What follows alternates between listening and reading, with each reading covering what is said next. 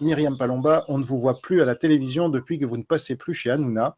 Quel est votre avenir sur les réseaux sociaux, le journalisme, les grands médias et la politique en général? Alors, question très générale, mais évidemment, on se la pose un peu tous. Donc, à toi l'honneur. Oh, dis donc, c'est complet. Voilà.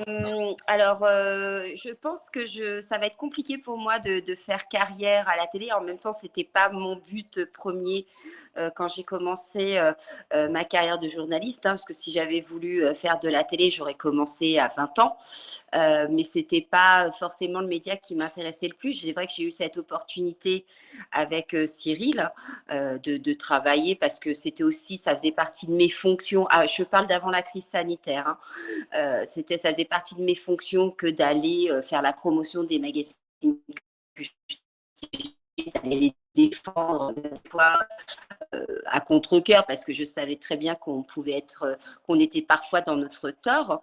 Mais aujourd'hui, je pense pas, enfin, faut jamais dire jamais, mais je crois que mon franc-parler, ma façon d'être cash, m'empêchera d'avoir peut-être un auditoire à la télé puisqu'on est de plus en plus policé.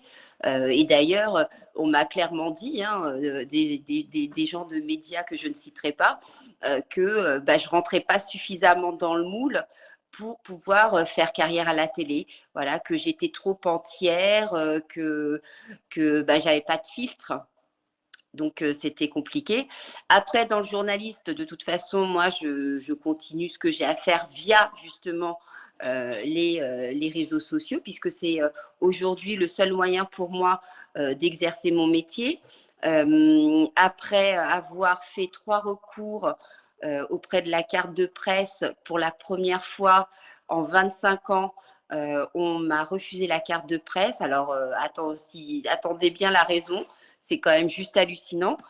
Aujourd'hui, vu que plus aucun grand groupe de presse veut m'employer parce que je suis un peu, comment vous dire, maintenant je suis vue un peu comme un électron libre et que je suis devenue personnage public et que mes prises de position par rapport au gouvernement et notamment à M. Emmanuel Macron font que ça peut mettre dans l'embarras des groupes de presse.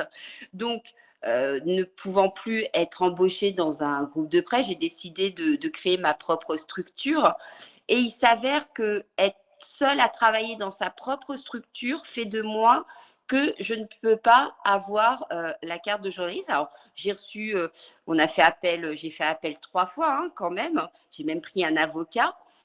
Ça m'a coûté donc des sous. Et donc, on m'a expliqué dans une lettre de 3 pages que effectivement j'avais une activité de journaliste. Donc, ça, pendant 2 pages, où on décrit toutes les activités journalistes que je fais. Mais pour conclure au final que, étant la patronne de ma propre structure où je suis la seule à travailler, donc n'étant subordonnée à personne, je ne peux prétendre à la carte de presse. Voilà, c'est totalement absurde puisqu'il donne la carte de presse aux journalistes auto-entrepreneurs. Moi, à l'époque, je n'avais pas monté une entreprise, je n'avais pas ce statut-là sur mon entreprise. Mais bon, de toute façon, je pense qu'ils auraient trouvé une autre excuse pour ne pas me la donner. Là, au 13 juillet, j'avais encore la possibilité de faire appel. J'ai décidé de ne pas faire appel parce qu'après 3 recours, je ne pense pas qu'un quatrième servira à grand chose à part me faire dépenser de l'argent.